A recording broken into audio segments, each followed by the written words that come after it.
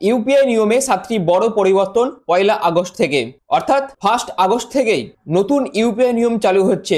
এই বিষয়ে যাবতীয় কমপ্লিট যে সমস্ত রিপোর্টগুলো বা যে সমস্ত নিয়মগুলো চালু হতে চলেছে ইউপিআই এর ক্ষেত্রে, সেগুলি সবকিছুই আমি আপনাদের কাছে এই ভিডিওর মাধ্যমে আলোচনা করব। তার জন্য আপনারা পুরো ভিডিওটি প্রথম থেকে শেষ পর্যন্ত কমপ্লিট দেখুন। যেখানে কি বলা হচ্ছে না, 1 আগস্ট 2025 থেকে কিন্তু ইউপিআই এর 7টি বড় পরিবর্তন কিন্তু নিয়ে আসা হয়েছে এবং এই পরিবর্তনগুলি কি কি সবকিছুই আমি আপনাদের কাছে তুলে ধরবো এবং এইগুলি কি উদ্দেশ্যে নিয়ে আসা হয়েছে এবং এর ফলে ট্রানজাকশনের ক্ষেত্রে কি কি এর প্রভাব পড়বে সবকিছুই আপনাদের কাছে এই ভিডিওর মাধ্যমে আলোচনা করব। তার জন্য আপনারা পুরো ভিডিওটি প্রথম থেকে শেষ পর্যন্ত কমপ্লিট দেখুন। পুরো কমপ্লিট ইনফরমেশন আপনারা কিন্তু এই ভিডিওর মাধ্যমে পেয়ে যাবেন। আর এরকমই ইনফরমেটিভ ভিডিও বাংলাতে পেতে চাইলে অবশ্যই চ্যানেলটিকে সাবস্ক্রাইব করে পাশে থাকা বেল আইকনটি অল করে রেখে দেবেন। তো hello everyone, welcome to online study YouTube channel. Online study YouTube চ্যানেলে আপনাদের সবাইকে স্বাগত। তো সর্বপ্রথম আমরা যেটা দেখবো ইউপিআই কি, অর্থাৎ ইউনিফাইড পেমেন্ট ইন্টারফেস, যেটি হলো ইউপিআই। এটি হলো ভারতের রিয়েল টাইম পেমেন্ট সিস্টেম যা মোবাইল ফোনের মাধ্যমে ব্যাংক অ্যাকাউন্টগুলির সাথে তাৎক্ষণিক মানি ট্রানজাকশন করতে এটি কিন্তু হেল্প করে এবং এটি 2025 সালের মাঝামাঝি পর্যন্ত ভারতের প্রতি মাসে প্রায় 12 বিলিয়নেরও বেশি ইউপিআই এর মাধ্যমে লেনদেন করা হয়, যা ব্যাংকিং এবং ফিনটেক অবকাঠামোর উপর ভিত্তি করে কিন্তু এই ট্রানজাকশনগুলো করা হয়। আর এই ক্রমবর্ধমান পরিস্থিতিতে যে পরিমাণ দক্ষতার সাথে এই ট্রানজাকশনগুলি বা এই সার্ভিস পরিচালনা করার জন্য এনপিসিআই ইউপিআই অংশগ্রহণকারীদের জন্য নতুন কার্যকারী নিয়ম কিন্তু চালু করতে চলেছে, যার মধ্যে রয়েছে ব্যাংক অ্যাপ যেমন ফোনপে, জিপে, পেটিএম এবং ব্যাংক এন্ড পেমেন্ট পরিষেবা প্রদানকারী পিএসপি এর উপর বিভিন্ন রকম নিয়ম কিন্তু কার্যকর করা হচ্ছে 1 আগস্ট 2025 থেকে। যেখানে এই নতুন নিয়মের উদ্দেশ্য কি, অর্থাৎ সর্বোচ্চ ট্রাফিকের সময় ইউপিআই সিস্টেমের স্থিতিশীলতা বৃদ্ধি করা, অতিরিক্ত অনুসন্ধানের মাধ্যমে সিস্টেমের অপব্যবহার রোধ করা, এছাড়াও ইউপিআই লোড ব্যবস্থাপনা অপটিমাইজেশন করার উদ্দেশ্যে এবং অটোপে বা ব্যর্থ লেনদেনের দ্রুত প্রক্রিয়াকরণ নিশ্চিত করার উদ্দেশ্যে এবং যে সমস্ত পেমেন্ট এগ্রিগেটর আছে এবং সেই সমস্ত এগ্রিগেটরদেরও আরো জবাবদিহি করার উদ্দেশ্যে কিন্তু এই নতুন নিয়মগুলো ইউপিআই সিস্টেমের মধ্যে নিয়ে আসা হয়েছে। তো আশা করি এই পর্যন্ত আপনাদের কাছে ক্লিয়ার করতে পেরেছি। তো এরপর দেখবো যে নতুন নিয়মগুলি ইউপিআই এর মধ্যে ইনস্টল করা হয়েছে, সেই নতুন নিয়মগুলির বিস্তারিত বিবরণ আমি আপনাদের কাছে এবার আলোচনা করব, যেটি 1 আগস্ট 2025 থেকে কিন্তু এই নিয়মগুলো নিয়ে আসা হচ্ছে। তার প্রথমে হচ্ছে ব্যালেন্স চেকের দৈনিক সীমা, অর্থাৎ এর মধ্যে নতুন কি কি নিয়ে আসা হয়েছে, যেখানে ব্যবহারকারীরা ইউপিআই অ্যাপের মাধ্যমে দিনে মাত্র 50 বার প্রতি অ্যাপ পিছু তাদের ব্যাংক ব্যালেন্স চেক করতে পারবেন। এবং এটি কেন নিয়ে আসা হয়েছে না, অনেক অ্যাপ প্রতিটি লেনদেনের পরে স্বয়ংক্রিয়ভাবে ব্যালেন্স রিফ্রেশ করে, যার ফলে অপ্রয়োজনীয় এপিআই লোড ক্রিয়েট হয় সিস্টেমের মধ্যে এবং তার ফলে সিস্টেম স্লো হয়ে যায় এবং এটিকে কন্ট্রোল করার জন্য কিন্তু এই নতুন নিয়মটা নিয়ে আসা হয়েছে, যেখানে দিনে মাত্র 50 বারই আপনারা কিন্তু ব্যালেন্স চেক করতে পারবেন। আর এতে আপনার উপর প্রভাব কি পড়বে, যদি আপনি 50 বার ব্যালেন্স চেকের যে সীমা, সেই সীমায় যদি আপনি পৌঁছে যান, তাহলে আপনার ওই অ্যাপটি সেই দিনের জন্য ব্যালেন্স দেখানো বন্ধ করে দেবে এবং লেনদেন পরবর্তী আপডেটের উপরই আপনাদের নির্ভর করতে হবে। তো এটা হচ্ছে প্রথম নিয়ম। এর পরবর্তীতে আসবো অ্যাকাউন্ট তালিকা এপিআই এর সীমা, অর্থাৎ এর মধ্যে নতুন কি নিয়ে আসা হয়েছে না, ইউপিআই অ্যাপগুলি লিস্ট অ্যাকাউন্টস অর্থাৎ এপিআই লিংক করা অ্যাকাউন্টগুলি দেখানোর জন্য প্রতি ব্যবহারকারীদের জন্য দিনে মাত্র 25 বার কল করতে পারে। কেন এটি নিয়ে আসা হয়েছে না, ব্যবহারকারী যখনই অ্যাপটি খুলবেন তখন অ্যাপগুলি অ্যাকাউন্টের বিকল্পগুলি দেখানোর চেষ্টা করলে অনুরোধের সংখ্যা হ্রাস করে। এই নিয়মটি আনার ফলে আপনার উপর কি প্রভাব পড়বে না, যদি আপনি এটাকে অতিক্রম করেন তাহলে অ্যাপটি আপনার অ্যাকাউন্ট তালিকা সাময়িকভাবে নাও দেখাতে পারে। তো এটি হচ্ছে সেকেন্ড নিয়ম যেটি পরিবর্তন করা হয়েছে।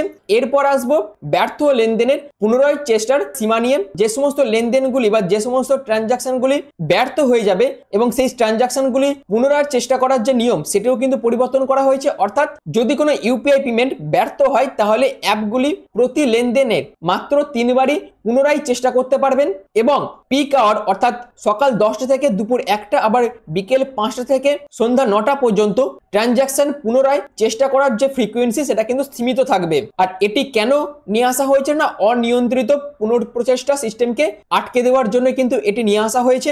আর এর প্রভাব আপনার উপর কি পড়বে না, আপনার যদি কোনো পেমেন্ট ব্যর্থ হয় তাহলে আপনাকে আরো অপেক্ষা করতে হতে পারে অথবা অন্য কোনো পদ্ধতিতে আপনাকে চেষ্টা করতে হতে পারে।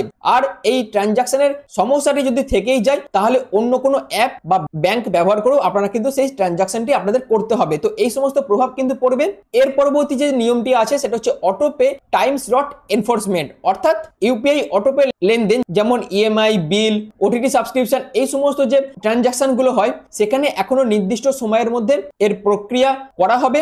কিন্তু কেন না, আগের নিয়ম অনুযায়ী এই সমস্ত যে ট্রানজাকশন যেখানে যেমন ইএমআই, তারপর বিল পেমেন্ট, ওটিটি সাবস্ক্রিপশনের ট্রানজাকশন, এই সমস্ত ট্রানজাকশনগুলি আগের নিয়ম অনুযায়ী পিক আওয়ারে এই ধরনের সমস্ত ট্রানজাকশনে কিন্তু আটকে থাকতো এবং নতুন নিয়মের ফলে পিক আওয়ারের ট্রানজাকশনের চাপ কমানোর জন্য এবং সেগুলিকে নন পিক স্লটে স্থানান্তরিত করে স্মুথ ট্রানজাকশন করার জন্য কিন্তু এই নতুন নিয়মটি নিয়ে আসা হয়েছে। এবং এর উপর আপনার কি প্রভাব পড়বে না, আপনাকে আগে থেকেই এর ম্যান্ডেট অনুমোদন করতে হবে এবং আপনি যদি পেমেন্ট স্লটটি মিস করে যান সেক্ষেত্রে আপনাকে এই ট্রানজাকশনটি করার জন্য আরো 24 ঘন্টা ওয়েট করতে হতে পারে। তো এই সমস্ত প্রভাব কিন্তু পড়বে আপনার উপর। তো এই নিয়মটিরও কিন্তু পরিবর্তন করা হয়েছে।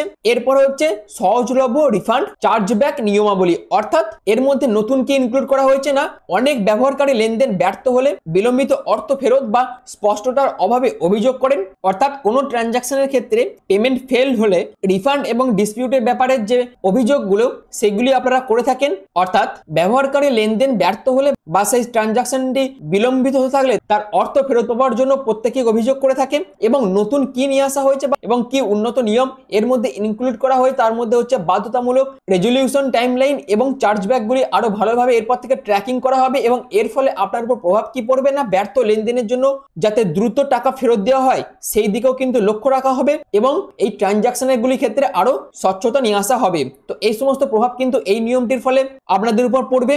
এবং শেষ যে নিয়মটি চেঞ্জ করা হয়েছে সেটা হচ্ছে ইউপিআই এগ্রিগেটর চার্জ শুধুমাত্র ব্যাক এন্ডের ক্ষেত্রে, অর্থাৎ পেমেন্ট এগ্রিগেটরদের যেমন Razorpay, Cashfree, PhonePe business, এই সমস্তগুলি এখন ইউপিআই ব্যবহারের জন্য ব্যাংকগুলিকে একটি ছোট ব্যাংক এন্ড ফি দিতে হবে। অর্থাৎ এই যে ফিটা সেটা কে পে করবে না, শুধুমাত্র এগ্রিগেটররাই কিন্তু এই টাকাটা পে করবে, কোন রকম খুচরো ব্যবসার ক্ষেত্রে এটি কিন্তু পে করতে হবে না। এবং কেন এটিকে নিয়ে আসা হয়েছে না, কোটি কোটি টাকা লেনদেনের ফলে পরিচালনাকারী ব্যাংকগুলির জন্য ইউপিআই কে আর্থিকভাবে টেকসই করে তোলার জন্য কিন্তু এই নতুন নিয়মটি নিয়ে আসা হয়েছে। এবং এর প্রভাব আপনার উপর কি পড়বে না, দৈনিক পেমেন্টের জন্য ইউপিআই ব্যবহারকারী ব্যক্তি বা ব্যবসায়ীদের উপর এর কোনো প্রভাব পড়বে না, কিন্তু কিছু কিছু ব্যবসায়িক অ্যাপ এই খরচটি বহন করলে প্রক্রিয়াকরণ ফি সংশোধন করতে পারে। তো এই সমস্ত প্রভাব কিন্তু পড়বে এবং এই সমস্ত কারণে কিন্তু এই নতুন নিয়মগুলি ইউপিআই এর মধ্যে 1 আগস্ট 2025 থেকে কিন্তু কার্যকর করা হয়েছে। আশা করি আপনাদের কাছে এই বিষয়গুলো আমি আপনাদের কাছে ক্লিয়ার করতে পেরেছি। এছাড়াও আরো বেশ কিছু আপডেট আছে ফাস্ট্যাগ বার্ষিক পাস নিয়ে, অর্থাৎ 15 আগস্ট 2025 থেকে ব্যক্তিগত যানবাহনের মালিকরা সড়ক পরিবহন ও মহাসড়ক মন্ত্রক কর্তৃক প্রবর্তিত একটি ফাস্ট্যাগ বার্ষিক পাস বেছে নিতে পারবেন এবং এই পাসের মাধ্যমে 3000 টাকার বিনিময়ে 200টি টোল লেনদেন করা যাবে। এছাড়াও এটি 1 বছরের জন্য বৈধ থাকবে।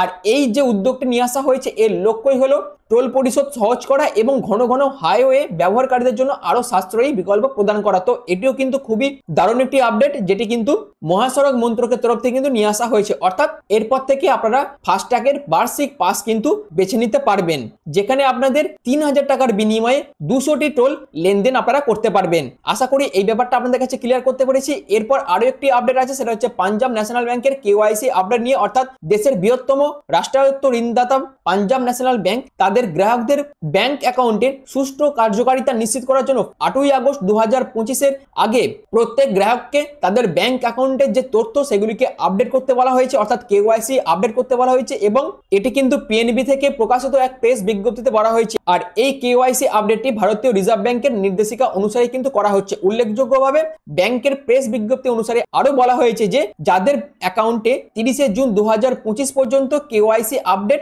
মুলতুবি রয়েছে তাদের কিন্তু 8 আগস্ট 2025 এর মধ্যে কেওয়াইসি আপডেট করে নিতে হবে। তো এইটিও কিন্তু খুবই দারুণ একটি আপডেট আমি আপনাদের কাছে এই ভিডিওর মাধ্যমে তুলে ধরলাম, যেখানে এবং যারা যারা এই ভিডিওটি দেখছেন এবং তাদের মধ্যে যাদের যাদের পাঞ্জাব ন্যাশনাল ব্যাংকে অ্যাকাউন্ট আছে তাদেরকে কিন্তু 8 আগস্ট 2025 এর মধ্যে কেওয়াইসি আপডেট করে নিতে হবে। তো এর পরবর্তীতে আরেকটা আপডেট আছে, এটা হচ্ছে commercial LPG cylinder price cut by Rs 32.50 new rates effected from today. তো এই আপডেটটিও আমি আপনাদের কাছে তুলে ধরলাম। অর্থাৎ যে সমস্ত কমার্শিয়াল এলপিজি সিলিন্ডার আছে সেই সমস্ত সিলিন্ডারের প্রাইস কাট হয়েছে 33 টাকা 50 পয়সা কিন্তু প্রাইস কাট হয়েছে, আর যেটি কিন্তু আজ থেকে কার্যকর হয়েছে। তো আশা করি এই যে ইনফরমেশনগুলো আমি আপনাদের কাছে তুলে ধরলাম, যেখানে ইউপিআই যে 7টি নিয়ম এসেছে সেই আপডেটগুলো আমি আপনাদের কাছে তুলে ধরলাম, এবং তার পাশাপাশি ফাস্ট্যাগ এবং পাঞ্জাব ন্যাশনাল ব্যাংকের যে আপডেটগুলো ছিল সেগুলো আমি আপনাদের কাছে একটি ভিডিওর মাধ্যমে আলোচনা করে দিলাম। আশা করি আপনাদের কাছে পুরো বিষয়টা ক্লিয়ার হয়ে গেছে। যদি ভিডিওটি ভালো লেগে থাকে, যদি ভিডিওটি ইনফরমেটিভ মনে হয়, তাহলে অবশ্যই চ্যানেলটিকে সাবস্ক্রাইব করে পাশে থাকা বেল আইকনটি অল করে রেখে দেবেন। আর যদি এই বিষয়ে আপনাদের কিছু মতামত থাকে তাহলে অবশ্যই আপনারা কমেন্ট সেকশনে সেই মতবাদটি মেনশন করে দেবেন। আর ভিডিওটি কেমন লাগলো অবশ্যই কমেন্ট সেকশনে জানাবেন। যদি ভিডিওটি ভালো লেগে থাকে, যদি ভিডিওটি ইনফরমেটিভ মনে হয়, তাহলে অবশ্যই চ্যানেলটিকে সাবস্ক্রাইব করে পাশে থাকা বেল আইকনটি অল করে রেখে দেবেন। আর ভিডিওটি প্রথম থেকে শেষ পর্যন্ত দেখার জন্য আপনাদের অসংখ্য ধন্যবাদ।